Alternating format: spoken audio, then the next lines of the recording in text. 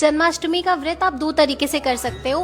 पहला होता है सजल, दूसरा होता है निर्जल। सजल में आप फलाहारी वगैरह खा पी सकते हो आराम से, और निर्जल में आप जल भी नहीं पी सकते हो। तो ये आप पे डिपेंड करता है आप कैसे व्रत रहना चाहते हो।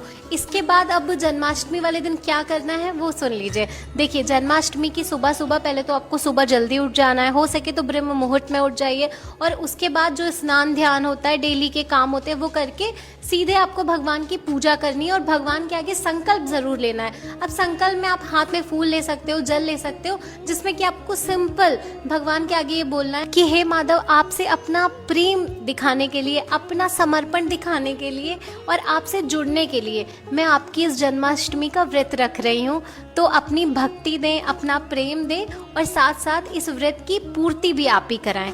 बस उसके बाद जो पूजा अर्चना आप डेली करते हो वो कर लो। सारा दिन में आपको क्या करना है मैंने बताया है कि नाम जप जरूर करना है। जब आप भगवान का भोग वगैरह बना रहे हो, जिसमें कि अलग अलग तरीके से लोग बनाते हैं, पाग बनाते हैं, जीरी वगैरह बनाते हैं, ये सब बनाते बनाते आप भजन वगैरह सुनते रहो। उसके बाद आपको रात को भगवान का जन्म कराना है।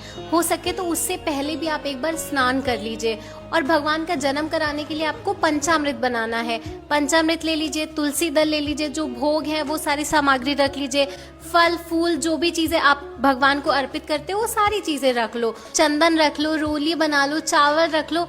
और जैसे ही 12 बजे, क्योंकि भगवान का जन्म मध्य रात्रि में हुआ है, तो ठीक 12 बजे आपको अगर स्वीटेबल लगे तो आप खीरा काटो। कुछ लोग वहाँ पर कद्दू भी काटते हैं, क्योंकि ये एक रिचुअल है जो ये भावना प्रकट करता है कि इसको काटने का मतलब है कि गर्भ से भगवान बाहर आ रहे हैं, मतलब भगवान जन्म ले रहे हैं। तो आप कर भी सकते हो अगर आपके यहाँ होता है, और नहीं होता है तो भी कोई बात नहीं।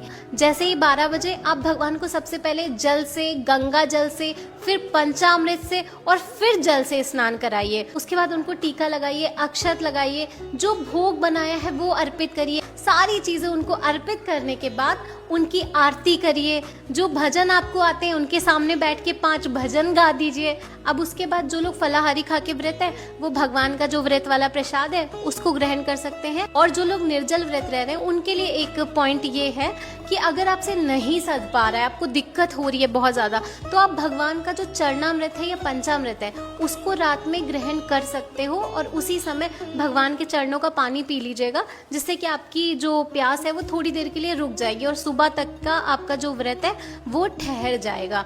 बाकी अगर आप नहीं पी रहे हो, कोई दिक्कत नहीं हो रही है, तो आप आराम से निर्जल रहो। दूसरे दिन सुबह सूर्योदय के बाद, पूजा करने के बाद प्रसाद खा के अपने व्रत का पारण कर लीजिए। बहुत सिंपल है। राधे राधे।